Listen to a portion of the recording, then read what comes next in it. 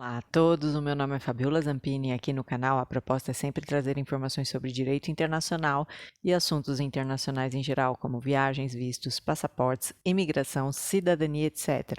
Por isso eu peço que você se inscreva aqui no canal, curta e compartilhe esse vídeo para a gente sempre te atualizar sobre esses temas. E não esqueça de ativar o sininho para receber a notificação sobre novos vídeos. A imigração japonesa no Brasil tem como marco inicial a chegada do navio Kassato Maru no Porto de Santos em 18 de junho de 1908. Esse navio partiu do Porto de Kobe em 28 de abril e, após 52 dias de viagem, atracou no Porto de Santos, desembarcando 781 imigrantes japoneses. Essa imigração japonesa atendia à época às necessidades socioeconômicas de ambos os países, Brasil e Japão. Enquanto aqui no Brasil estávamos substituindo gradualmente a mão de obra escrava pelo trabalho de imigrantes, então precisávamos dessa mão de obra para as lavouras, especialmente de café, lá no Japão eles passavam pela era Meiji de 1868 a 1912, o que trouxe uma grande transformação, especialmente de um estado feudal para um estado moderno. A modernização lá do país gerou desenvolvimento industrial, reformas no sistema educacional, êxodo rural, mas também gerou muitas tensões sociais, e isso fez com que muitos japoneses vissem a emigração como uma possível solução para os seus problemas. Em 1905, o ministro da Legação do Japão no Brasil emitiu um relatório favorável a recepcionar os imigrantes japoneses aqui, e isso foi muito bem visto pelo governo japonês, porque neste momento países como Estados Unidos, Canadá e Austrália restringiam a recepção desses imigrantes em seus territórios. Este relatório não só despertou interesse no governo japonês, mas fez com que Ryo Mizuno, representante da Companhia Imperial de Emigração do Japão, viesse para o Brasil tratar diretamente com o governo, especialmente com as autoridades paulistas. Assim, em 6 de novembro de 1907, foi firmado um acordo para que imigrantes japoneses pudessem vir para o Brasil e trabalhar nas lavouras de café no estado de São Paulo.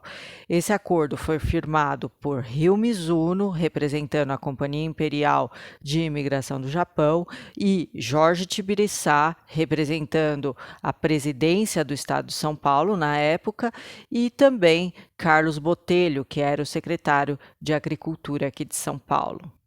Neste acordo, o governo paulista impôs algumas exigências à Companhia Imperial de Imigração japonesa, como, por exemplo, o recrutamento de 3.000 empregados, portanto, 3.000 imigrantes japoneses, para chegarem aqui no Brasil dentro de 3 anos, sendo que a primeira leva deveria ser enviada até maio de 1908.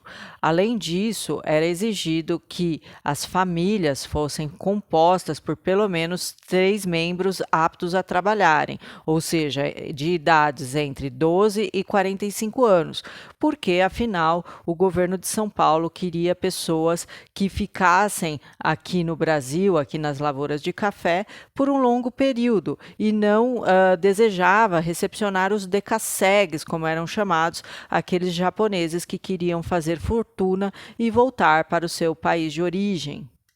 Um dos maiores desafios do governo japonês era encontrar famílias legítimas de emigrantes que detivessem alguns bens ou algum dinheiro para bancar os custos da viagem. No final das contas, muitos dos imigrantes japoneses que chegaram em 1908, portanto, na primeira leva de imigração japonesa aqui no Brasil, não eram nem agricultores e vieram especialmente das cidades de Tóquio, Okinawa, Fukushima, Hiroshima, entre outras.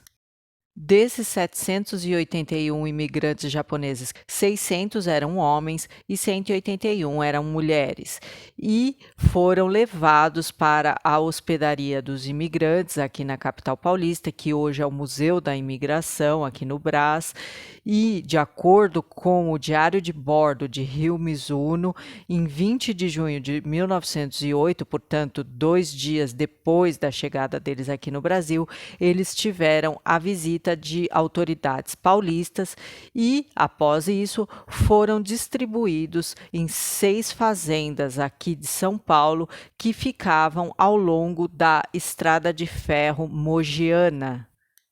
Portanto, aqui no Brasil, no dia 18 de junho, comemoramos o Dia da Imigração Japonesa e lá no Japão é comemorado o Dia da Emigração Ultramarina.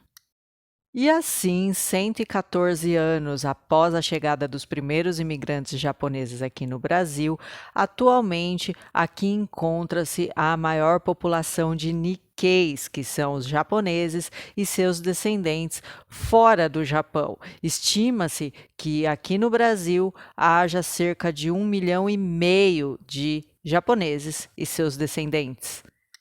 E só para fechar o vídeo, eu lembro que esses primeiros imigrantes japoneses que chegaram aqui no Brasil enfrentaram diversos desafios, especialmente em relação à alimentação, ou seja, a alimentação que eles tinham lá no Japão era totalmente diferente da alimentação que eles encontraram aqui no Brasil, e também enfrentaram diversos preconceitos em relação à sua aparência e cultura. Mas hoje, os japoneses e seus descendentes que se encontram aqui no Brasil estão muito bem integrados à nossa sociedade, inclusive com papéis de destaque em diversas áreas, como, por exemplo, artes plásticas, medicina e culinária.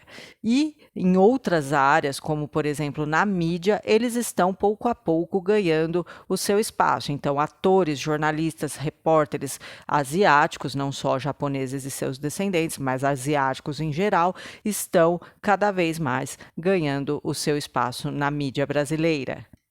E para você que ama a cultura japonesa e é aqui da capital de São Paulo ou vem visitar a cidade, vale muito a pena passar pelo bairro da Liberdade, que é o Japão aqui em São Paulo.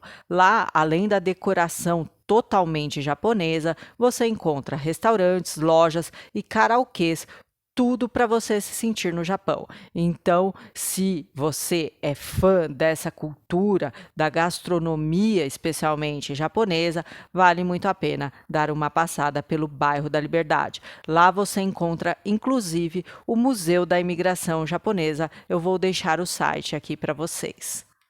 E eu espero que você tenha gostado aqui do vídeo. Curta, comente, compartilhe e deixe aqui nos comentários a sua dúvida ou informação adicional. Um abraço e até o próximo vídeo. Tchau!